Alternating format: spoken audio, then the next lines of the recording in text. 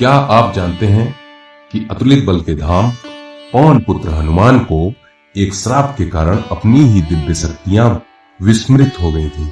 वह कौन था जिसने स्वयं शिव के अवतार को श्राप देने का साहस किया और क्यों? चलिए जानते हैं इसके पीछे की पूरी कहानी। भगवान शिव के 11वें रुद्र अवतार बालक हनुमान बचपन में अत्यंत नटखट और शरारती थे। उन्हें वायुदेव का संरक्षण और कई देवताओं से अस्त्र शस्त्र और दिव्य विद्याओं का वरदान प्राप्त था। कुबेर ने उन्हें अपनी गदा भेंट की थी। इन शक्तियों के कारण वो निर्भय थे, लेकिन उनकी चंचलता कभी कभी सीमाएं लांघ जाती थी। वह किसी भी ऋषि मुनि के आश्रम या बाग बगीचे में घुस जाते, फलों को खाते और पेड़ों को तहस नहस कर देते। अपनी उत्सुकता और खेल खेल में वो तपस्या में लीन ऋषियों को बहुत परेशान करते थे। कभी कभी वो ऋषियों के कपड़े फाड़ देते तो कभी उनके कमंडल का पानी गिराकर भाग जाते।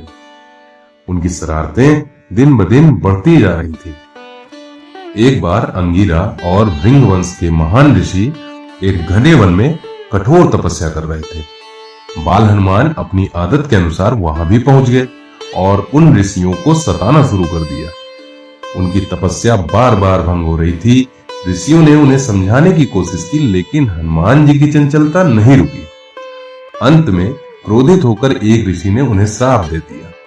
हे वानर, तुम जिन शक्तियों के घमंड में हम सबकी तपस्या भंग कर रहे हो, तुम उन सभी शक्तियों और विद्याओं को भूल जाओगे। श्राप मिलते ही हनुमान जी का सारा बल, सारी विद्याएं और सिद्धियां उनकी स्मृति से ओझल हो गईं। वो एक साधारण वानर बालक की तरह हो गए। जब अन्य ऋषियों ने यह देखा तो उन्हें दया आई।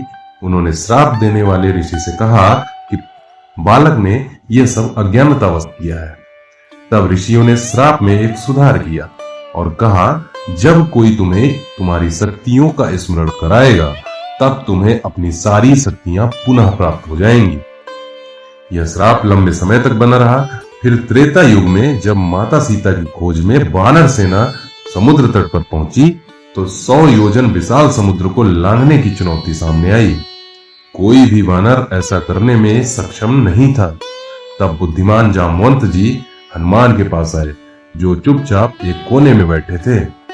जामवंत ने उन्हें उनके जन्म, उनके बल, उनकी शक्तियों और उनके जीवन के उद्देश्य का स्मरण कराया।